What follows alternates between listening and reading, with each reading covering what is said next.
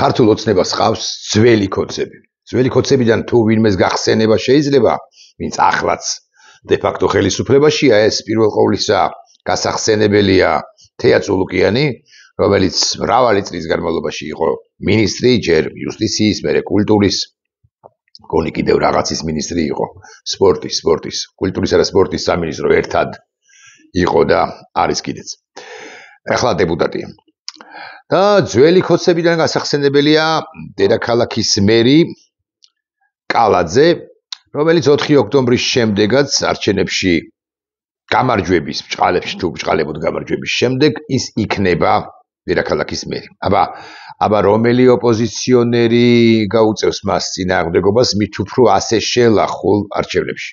მით უფრო მაშინ, როდესაც ოპოზიციის ძირითადი ნაწილი და ძირითადი ნაწილის ამომრჩეველი ამ არჩევნებად წოდებულ ფარსში კვლავ ასე ვაფასებ მონაწილეობას სულაც არ მიიღებს.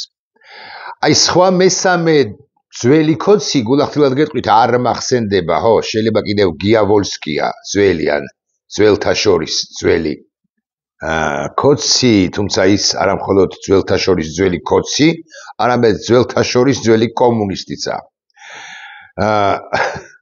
და სხვაებიც არიან ალბათ, თუმცა იმდენად ფერმკრთალნი არიან, რომ მათი გვარსახელები არც გაგახსენდება კაც.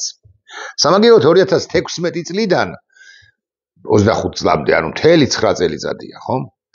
გაბლატავებული არის შედარებით ახალი თაობა ქართული ოცნებისა, რომლებიც გაძვრნენ, მიძვრნენ ბიზინა ივანიშვილის კართან თუ კარზე და როგორღაც მოიპოვეს ძალაუფლება. პირველ ყოვლისა ცხადია გასახსენებელია ირაკლი კობახიძე, რომელმაც მოიყვანა ბოდიშის მისთვის მოათრია მისივე თანაგუნდელები. ზოგს იცნობდა, ზოგს არ იცნობდა, ზოგის შესახებ სმენოდა, ზოგის თაობაზე რეკომენდაცია მიიღო სხვებისა. და ნელ-ნელა ეს წურბელა ჯგუფი გაბლატავდა და ძველი კოდების ნაწილიც კი დაიფრინა. ძველი კოდების ნაწილიც კი დაამარცხა უთანასწორო ბრძოლაში. მეთქი ასე რომ ამბობენ ხოლმე, მეც ასე ვიტყვი. ძველი კოდები ვინ იყვნენ იმ ხანად? მაგალითად ირაკლი ღარიბაშვილი, ოდესღაც ბიზინა ივანიშვილის ფავორიტი, შინაგან საქმეთა მინისტრი, პრემიერ-მინისტრი, თავდაცვის მინისტრი, ისევ პრემიერ-მინისტრი და ასე შემდეგ დაწინაურებული კაცი და ეს კლანი, რომელსაც ირაკლი ღარიბაშვილი წარმოადგენდა, იმ ირაკლი კობახიძემ სხვებიც მოამარცხა განა არა, მაგალითად დაცვის უფროსი იყო თლად ახტან გომელაური, თვით ბიზინა ივანიშვილისა, მერე შინაგან საქმეთა სამინისტროში მინისტრად დაწინაურებული, ხოლო მანამდე ვიდრე მინისტრობამდე სუსის უფროსი ლილუაშვილი, რომელიც ბიზინა ივანიშვილის ერთგული პირი იყო, სხვები და ირაკლი კობახიძე მისხიპა და მოსხიპა უკლებლივ ყველა და ასე გამაგრდა ჰგონია კი რომ ის სულ იქნება, იმდენად მოძლიერდება, რომ სხვებსაც მომარცხებს, ის მომარცხებასაც საჭიროდ ჩათვლის. და ბიზინა ივანიშვილი მას არ შეცვლის. აი ბოლოს, როდესაც ირაკლი კობახიძემ მისივე ოდესღაც მფარველი კახა კალაძე ხსენებული უნდა ამ ირაკლი კობახიძეს, რომელიც კახა კალაძე მოეცილებინა და მამუკა მდინარაძე ან სხვა ვინმე დაეწინაურებინა დედაქალაქის მერის თანამდებობაზე, ბიზინა ივანიშვილმა ცოტა შეუკვეცა ფრთები, მაგრამ ამის გამო არ მოუწყენია ირაკლი კობახიძეს პირიქით ახალი ენერგიით აღივსო ის და ცდილობს რომ მომაგრდეს და მათ შორის გავბედავდა ვიტყვი მოემზადოს პოსტ ბიზინას ეპოქისათვის, თუმცა როგორც ჩარშანდელი თებერვლის თოვლი 2024 წლის არ გახსოვთ თქვენ, ასევე არ გეხსომებათ ირაკლი კობახიძე სად იქნება მას შემდეგ, რაც ბიზინა ივანიშვილი აღარ იქნება და ბიზინა ივანიშვილი უთუოდ აღარ იქნება. ეჭვგარეშია რომ აღარ იქნება, სიმართლე გითხრათ არ ვიცი. ცხადია, ყველას გვაქვს ჩვენი მოსაზრებები ამასთან დაკავშირებით, ვერსიები იმასთან დაკავშირებით, როგორ შეიძლება ბიზინა ივანიშვილის მოცილება, შეიძლება ის წავიდეს ძალიან მძიმედ, გაიზიაროს რომელიმე დიქტატორის ბედი, ჩაუშესკუ, მილოშევიჩი, სხვებისა და სხვებისა. შეიძლება სულაც არა და უბრალოდ ამ მისათვის ერთგვარად გიბოდიშებთ მოხიოს ბრაზილიაში, მოხიოს რუსეთში, მოხიოს რომელიმე არაბულ სახელმწიფოში, იქ სადაც მას მიიღებენ და სადაც ის მეტნაკლებად უსაფრთხოდ იქნება, მე მგონია პერსონალურად რომ უშუალოდ მოსკოვში, კონკრეტულად მოსკოვში, რუსეთში თუ ვდივართ ასე ვიტყვი, მისი უსაფრთხოება გარანტირებული სულაც არ არის. მაგრამ ახლა ჩვენ ბიძინა ივანიშვილის მომავალზე, სვესა და ბედზე არ ვსაუბრობთ სულაც, ჩვენ ვსაუბრობთ თემაზე ახალი ყაიდის, ირაკლი კობახიძის თარგზე მოჭრილი კოცები. ასეთი ბევრნი არიან. უკაცრავად პირველ კოცებს შორის დიმიტრი სამხარაძე გამახსენდა, თუმცა იმ ხანად 2013-14 წლებში აბა ვინ გააბლატავებდა ახლა ახმამახლებულ დიმიტრი სამხარაძეს. მოკლედ ჩვენ ვსაუბრობთ ახალი ტიპის კოცებზე, რომლებსაც ლარიან მაღაზიაში ერთი უცნაური ჟელატინის მსგავსი ეგრეთ წოდებულ ჭუბიკებში რომ იყიდება ისეთი ნივთიერება თუ მაზისებრი რამ აქვთ ნაყიდი და ყველაფრნაირად ცდილობენ რომ ერთის მხრივ მიეტენონ ბიძინა ივანიშვილს, მაგრამ ბიძინა ივანიშვილამდე შორია და მეორე მხრივ იპოვონ ფრთებქვეშ ადგილი, ირაკლი კობახიძის ფრთებქვეშ ადგილი, ყველაფერს აკეთებენ იმისთვის რომ ირაკლი კობახიძე ისინი შეამჩნიოს, ირაკლი კობახიძე ისინი დააფასოს და ვინც ის მერე იქნება დააწინაუროს კიდეც. მათ შორის ვინც ახალი ყაიდის თუ ახალი პერიოდის კოცებს წარმოადგენენ, არის ასეთი კაცი ლადო ბოჟაძე. ეს ლადო ბოჟაძე, სიმართლე გითხრათ, მისი ბიოგრაფია არ ვიცი კარგად, მაგრამ თუ არ ვწდები ერთი ხანობა, თუ არ ვწდები. შემიძლია დავსერჩო კიდეც. მოკლედ ოპოზიციაში იყო, თუ არ ვწდები, იყო ნინო ბურჯანაძესთანაც, მაგრამ შესაძლოა ვწდები და აი ლევან გაჩეჩილაძესთან კი ნამდვილად იყო. და ეხმარებოდა არა, ლევანის არ იკარებდა მას თლად გულახდილებით თუ ვიქნებით. ლევანისთვისაც ის რაღაც მე-4 არა, მე-15 ხარისხოვანი პირი იყო, მაგრამ ეს ლარიანი მაღაზია რომ აატალახა ის კაცი, ბოჟაძე, ლევან გაჩეჩილაძესთანაც ცდილობდა მიტენვას. შესანიშნავად ხდებოდა გაჩეჩილაძე ლევანი მის მასშტაბს ალბათ და ამიტომაც მით უფრო რომ რაღაც ამ თბილისელ კაცს ლევანს ვერ შეცდომიანს ასაკვირველია, მაგრამ მას მაინც პატარა თავისი ვაკური ესე ვიტყვი, ან თბილისური გილდია ჰქონდა და აი ლადო ბოჟაძეს ვერ ჩაწერდა ამ სასტავში, ამ გუნდში, ამ კომანდაში. ეხლა მე აგიხსნით ქართული ოცნება, ქართული ოცნების მესიჯები როგორ ვრცელდება. არის 1 2 3 5 არ ვიცი 17 WhatsApp ან Signal ჯგუფი, უფრო WhatsApp ჯგუფი.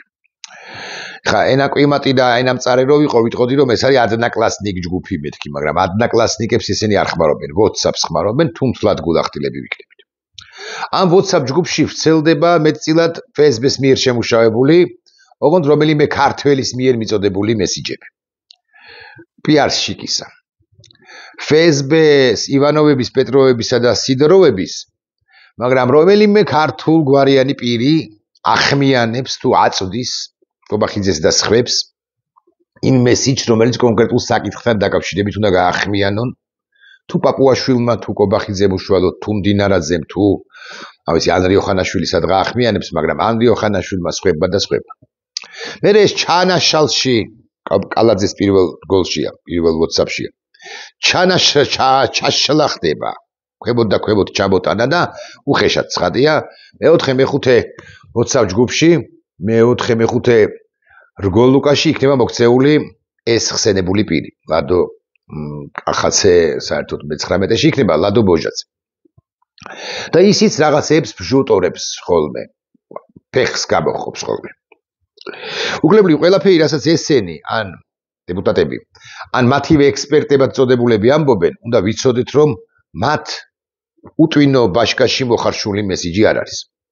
ეს რეალურად მესიჯ ბოქსია, რომელიც აქ იგითხარით უმრავლეს შემთხვევაში შემუშავებულია FSB-ში მოსკოვში საქართველოს კურატორების და მე უკვე აქ დამუშავებულია აქაური FSB-შნიკების მიერ მოთარგმნილია და მიწოდებულია პოლიტიკურ ლიდერებისთვის, რომლებიც თავის მხრივ დავალებას აძლევენ სხვებს მე-4, მე-5, მე-7 თუ მე-18 რგოლის წარმომადგენლებს და ეუბნებიან, რომ აი ახლა შენ ეს უნდა თქვა.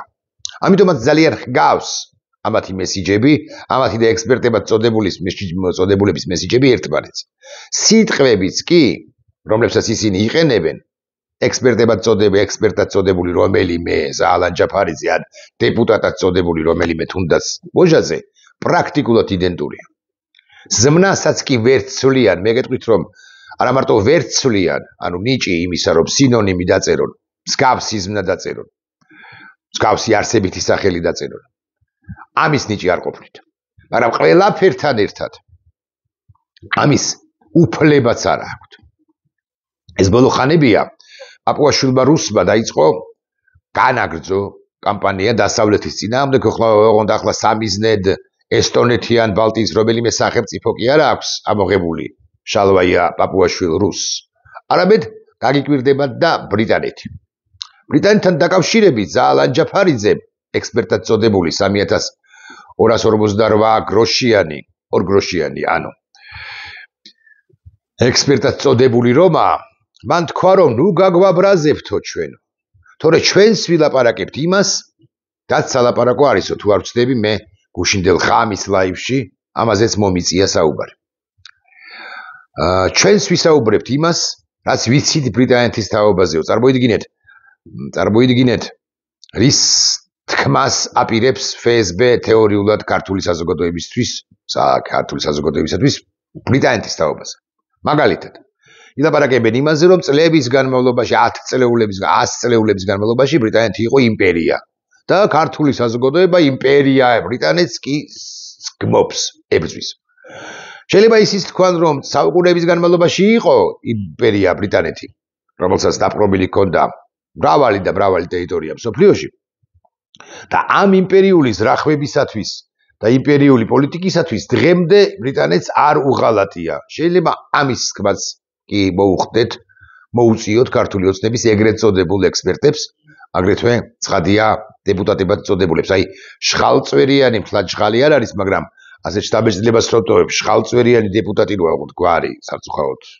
არა, საბედნიეროდ არ მახსოვს.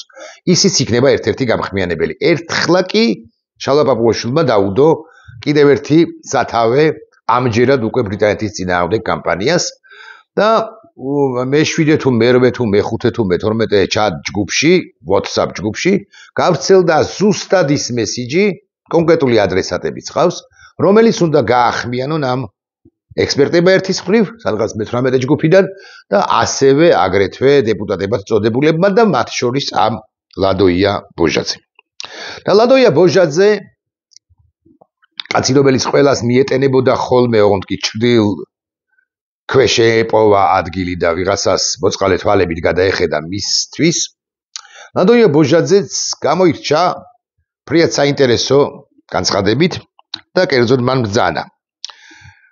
რატომ ერევით ბრიტანეთთან მიმართებაშია ეს? რატომ ერევით ქვეყნის შიდა საქმეებში? თქვენ ვინ გეკითხებათ პროკურატურის გამოძიებას? საქმე ეხება ჩვენი ევროპელი პარტნიორების, მათ შორის ბრიტანელი პარტნიორების განცხადებას იმის თაობაზე, რომ ჩვენ დაუყოვნებლივ ამ ბანდა ხელისუფლებამ დაუყოვნებლივ უნდა შეწყვიტოს დევნა არასამთავრობო ორგანიზაციების. და პროკურატურა ისიც თქვენ რომ პროკურატურა სარჩელის ეიტანა სასამართლომ დაუკმაყოფილა, მერეც პროკურატურა თავად გაავრცელა განცხადება 7-8 არასამთავრობო ორგანიზაციის ანგარიშების დაყადაღების თაობაზე და პრაქტიკულად სისხლის სამართლის დანაშაულს ქვინჩივის, პრაქტიკულად სამშობლოს ღალატში დაადანაშაულებს უკვე მეტისმენად პატიოსან იმ მოქალაქეებს და იმ არასამთავრობო ორგანიზაციებს, რომლებიც საზოგადოებას, ქვეყანას, ჩვენ მოქალაქეებს ემსახურებოდნენ. და ან ამასთან დაადანაშაულებს 4 ვუტრირებ, 4 თუ 14, 14 თუ 24 პირბადის აირწინაღების მომწავლავი ნივთიერებისაგან თვალის დამცავი სათვალეების და სხვა ამგვარი საგნების შეძენაში სამშობლოს ღალატს ედავებიან. ხოდა ევროპელები გაგიჟდნენ ჭყალებში და მოითხოვეს, რომ ესეთი საქმეებიო და საერთოდ დევნა არასამთავრობო ორგანიზაციებისა დაუყოვნებლივ შეწყვიტეთ.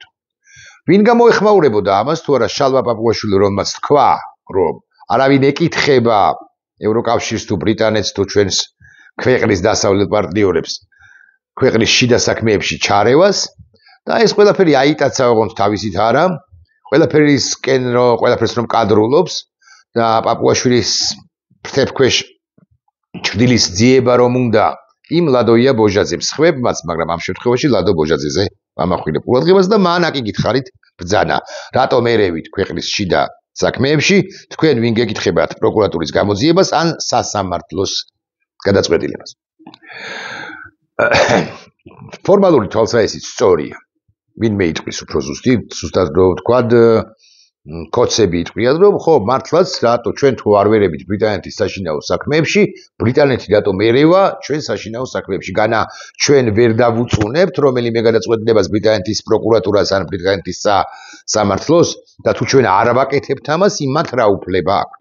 პირველ ყოვლისა, ის უფლება აქვთ, რომ ბრიტანეთი ისევე როგორც დასავლეთის უმრავლესი ქვეყანა, ევროპის ყველა ქვეყანა პრაქტიკულად და ზოგადად დასავლური სივრცე არის დემოკრატიული სივრცე 10 წლეულების და მეტი ხნის განმავლობაში დემოკრატიის გამოცდილებით. დემოკრატიის გამოცდილება და უამრავი სამართლებრივი აქტი და უამრავი კანონი და უამრავი სამართლიანი გადაწყვეტილება ნებისმიერი სასამართლოსი ან ნებისმიერი ქვეყნის შიგნით არსებული უწყებისა მათ აძლევს შეუდარებელ უპირატესობას ჩვენთან მიმართებაში. ჩვენ მაინც ვითვლებით პოსტსაბჭოთა ქვეყნად და პოსტსაბჭოთა საზოგადოებად. ამასთან ჰიბრიდული ოპერაციების შეტევების სამიზნედ და მოწყვლად სახელმწიფოდ ჯგუფებად თუ სახელმწიფოდ საზოგადოებად, რომელსაც რუსეთი უტევს ხშირად შეაეჭვებს რა ხოლმე რა საკუთარ გადაწყვეტილებებში. და ჰკარდა ხობს რაც თავარია არადემოკრატიულ ქმედებებსა თუ გადაწყვეტილებებს. დასავლეთს, მათ შორის ბრიტანეთს, პირველ ყოვლისა ალბათ ბრიტანეთს და შეერთებულ შტატებს რასაკვირველია. და საერთოდ დასავლურ სივრცეს, ევროკავშირის სივრცეს დამატებით. აქვთ რა უზარმაზარი გამოცდილება საზოგადოების მშენებლობისა, საზოგადოების ტრანსფორმაციისა, საზოგადოების ლიბერალურ და დემოკრატიულ ღირებულებებზე დაფუძნებისა და ამგვარი საზოგადოებასთან ურთიერთობისა და საზოგადოებასთან თანაცხოვრებისა. აქვთ რა და ძალიან ძლავრი ინსტიტუციები, რომლებიც ვერ შეირყევა ვერაძალით. აქვთ რა კულტურა და ტრადიცია და ისტორია და სასამართლო. აქვთ რა ჩვენგან განსხვავებით შორსმჭვრეტელობის უნარი. ისინი ვალდებულნიც არიან, რომ ჩვენ გვიკარნახონ იმ დაშვებით და იმისა და გამო, რომ ჩვენ შეგვიყვანონ საკუთარივე სივრცეში, ამ შემთხვევაში ევროპულ სივრცეში, ან ევროატლანტიკურ სივრცეში, თუ გნებავთ ასე ვიტყვი, დემოკრატიულ სივრცეში ალბათ უფრო ზუსტი სიტყვა და იმისთვის, რომ ჩვენ შევიდეთ ამ დემოკრატიულ სივრცეში, ჩვენ უნდა გქონდეს სწორი, მართალი, კარგი, საუკეთესო სტანდარტებდაცული, სტანდარტების დამცველი სამართლიანი უამრავი ინსტიტუცია. მათ შორის პროკურატურა, მათ შორის სასამართლო. როდესაც ბრიტანელები თუ ფრანგები თუ ამერიკელები, გერმანელები კარნახობენ, გვეუბნებიან, რომ თქვენი გადაწყვეტილება ამასთან დაკავშირებით არის ცუდი, მაგალითად არასამთავრობო ორგანიზაციებთან დაკავშირებით. იმიტომ კი არ გვეუბნებიან, რომ ჩვენ სუვერენიტეტს ლახავენ, ჩვენ თვითმყოფადობას ლახავენ. არა, არამედ იმიტომ, რომ ჩვენ იქნება და მოვახერხოთ ამ ყველაფრის გამოსწორება, რათა უკვე სამომავლო გზაზე ან არსებულ გზაზე ევროკავშირისაკენ, რომელსაც არც ვადგავართ ქართული ოცნების პირობებში, მაგრამ მაინც ჩვენ უფრო იოლად ვიმოქმედოთ, უფრო იოლად გავიაროთ ეს გზა. და უფრო დაემსგავსოს როგორც ქვეყანა ისე საზოგადოება დემოკრატიულ ქვეყანას და დემოკრატიულ საზოგადოებას. სადაც არადემოკრატიაა, იქ დასავლეთი არ არის. დასავლეთი არ შედის იქ. და შესაბამისად მათი მითითება დავარქვათ თუ გნებავთ, მათი თხოვნა დავარქვათ, მათი რეკომენდაცია ალბათ ყველაზე სწორი სიტყვა არის დაფუძნებული და ნასაზრდოები მხოლოდ ჩვენთვის სიკეთეების მოტანით.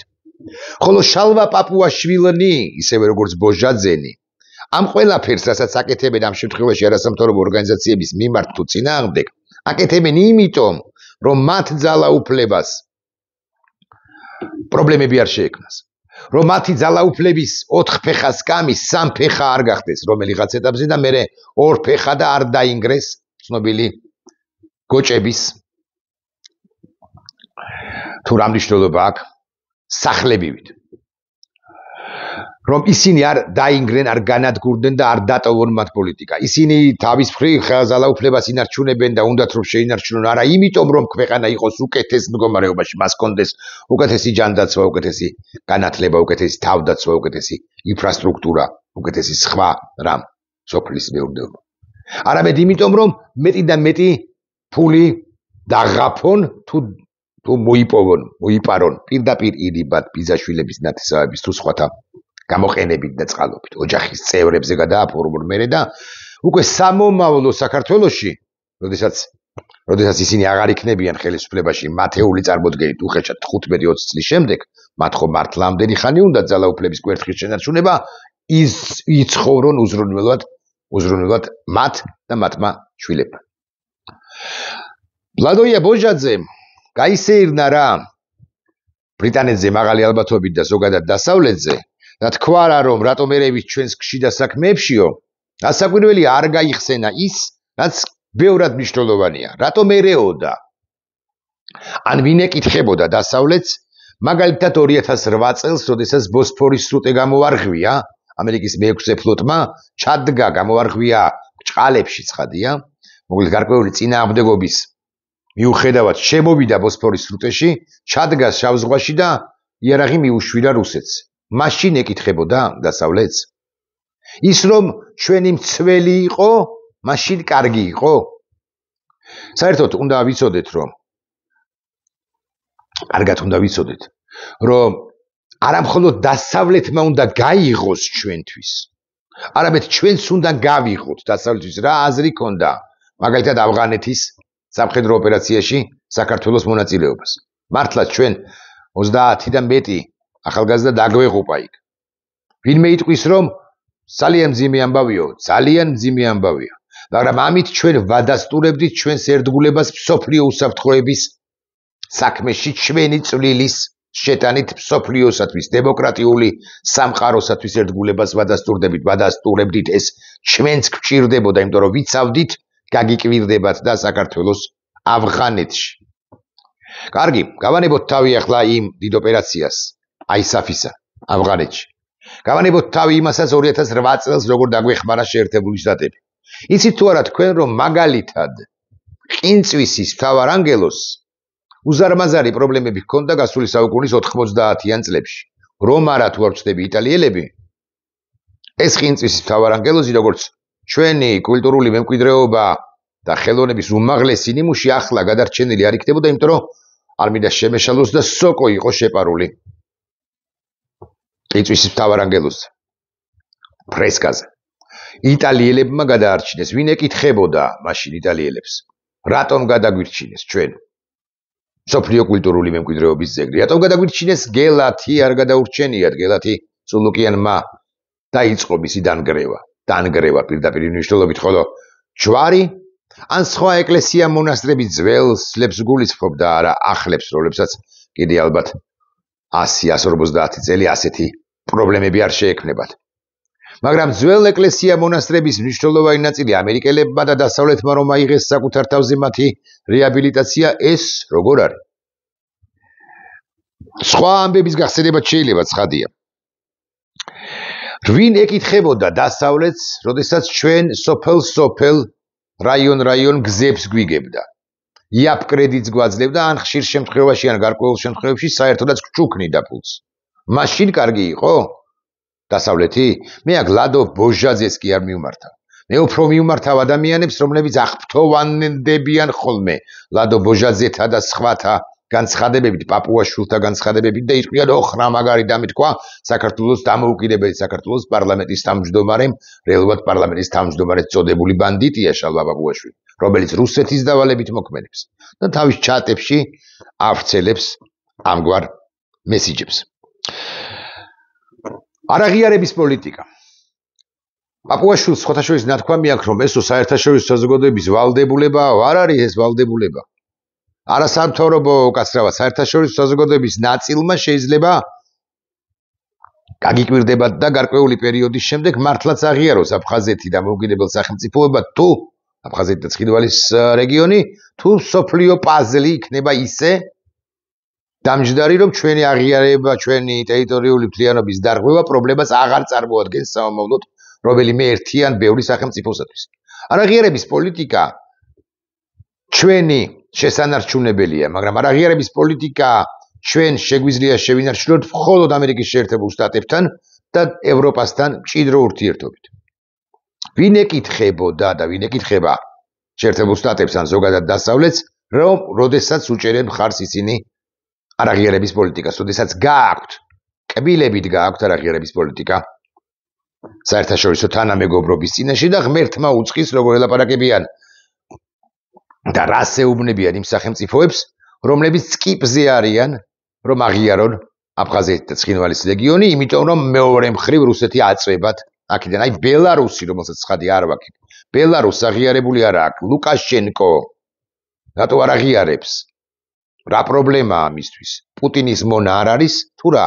მაგრამ იცით თქვენ რა ურთიერთობები ჰქონდა დასავლეთს, ევროპას განსაკუთრებით ამ თემასთან დაკავშირებით რა მესიჯები ჰქონდა ევროპას ლუკაშენკო დიქტატორისთვის აღიარების შემთხვევაში რა პრობლემები შეიძლებოდა შექმნოდა ბელარუსის ლიდერს და ბელარუსს როგორც სახელმწიფოს.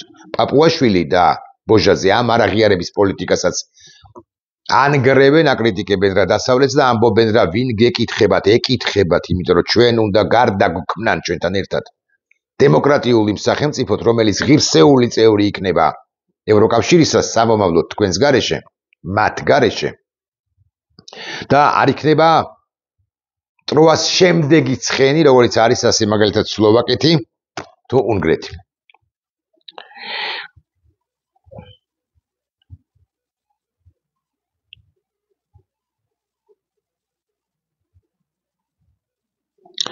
დასავლეთს არ აქვს მხოლოდ ცალმხრივი ვალდებულებები ჩვენს მიმართ.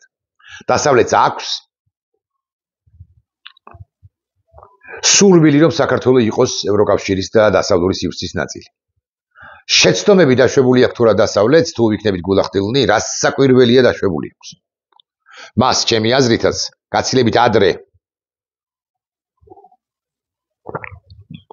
უნდა მოეხდინა საქართველოს ინტეგრაცია საკუთარივე სივრცეში. ვერ მოხერხდა ეს. კონკრეტული პოლიტიკოსები არიან ამაში დამნაშავენი, ობამა, მერკელი, სხვები და სხვები. მაგრამ ეს არ ნიშნავს, რომ დასავლეთი ჩვენი პარტნიორი არ არის და ჩვენი სუვერენიტეტის მცველი არ არის. ოღონდ იმისთვის, რომ სუვერენიტეტი იყოს დაცული მათი მხრიდან ჩვენ უნდა ვიყოთ ადეკვატური მოთამაშეები.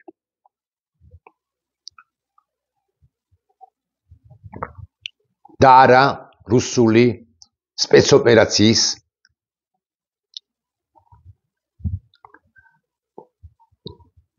აქტორები არ უნდა გვყავდეს ჩვენ, საცეცები არ უნდა გვყავდეს ჩვენ ხელისუფლებას წოდებულში ხელისუფლებაში.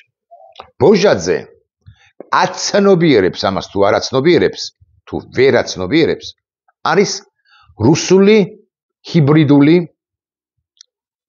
სპეცოპერაციის ერთი იარაღთაგანი. ერთი კლანჭი, რომელიც იპორჭყნება, პორჭყნის დასავლეთ ცხადია ვერაფერს აკლებს, იმიტომ რომ მის შესახებ არაფერი არც არავინ იცის, მაგრამ ქართულ საზოგადოებაზე კი, ნაწილზე კი მისი მესიჯები შემუშავებულები Facebook-ში და მისთვის მიწოდებული WhatsApp-ის თუ სხვა საშუალებით საზოგადოების ნაწილზე კი ზეგავლენას ახდენს.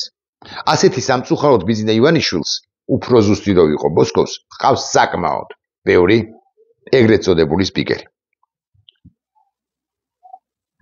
მე არ ვიცი, ბატონ ბოჟაძეს აქვს თუ არა რამ ბიზნესები უფრო ზუსტად ბიზნესები შეიძლება კიდე ჰქონდეს, მაგრამ კორუფციულ გარიგებებში არის თუ არა და თუ არ არის. გასაკვირველია მისი სისხლის სამართლებრივი პასუხისმგებლობის საკითხი ვერ დადგება და არ დადგება.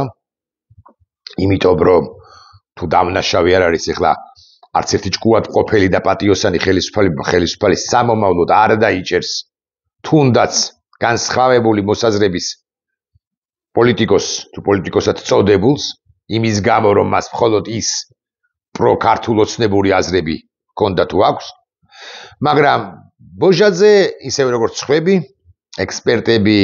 ექსპერტებად წოდებულები უფრო ზუსტი რომ იყო, ჟურნალისტებად წოდებულები, სპიკერებად წოდებულები, პოლიტიკოსებად წოდებულები და ასე შემდეგ ისინი ვინც საპატიმროში არ მოხვდება, კობახიძე მოხვდება. ისინი ვერ გაექცევიან, ოხ რა, თითქოს არასასურველ სიტყვას, ოდესღაც მეც არ მომწონდა ეს სიტყვა, მაგრამ ამ სიტყვას ქვია მორალური პასუხისმგებლობა. მორალურ პასუხისმგებლობას ისინი ვერ გაექცევიან. მორალური პასუხისმგებლობა კი ნიშნავს არა იმას, რომ მათ სული ამოხდეთ შიმშილით გარკვეული პერიოდის შემდეგ, არამედ იმას, რომ ისინი ვერ დაიკავებენ ვერც ერთ სახელმწიფო თანამდებობას და მათი მარგინალიზაცია ნორმალურ საზოგადოებაში, მათი როგორც არსით რუსებისა, უთუოდ მოხდება. მხოლოდ დასავლეთთან უნდა იყოს საქართველო, თუ გვინდა რომ ჩვენი თავი ჩვენადვე გვეყუდნოდეს. წინააღმდეგ შემთხვევაში საქართველო როგორც ქვეყანა გაუქმდება. რისი სურვილიც აქვს, როგორც ჩანს, უნებური თუნდაც ბატონ ბოჟაძეს, მაგრამ შეგნებული ბატონ ბაბუაშვილს. ნახვამდის.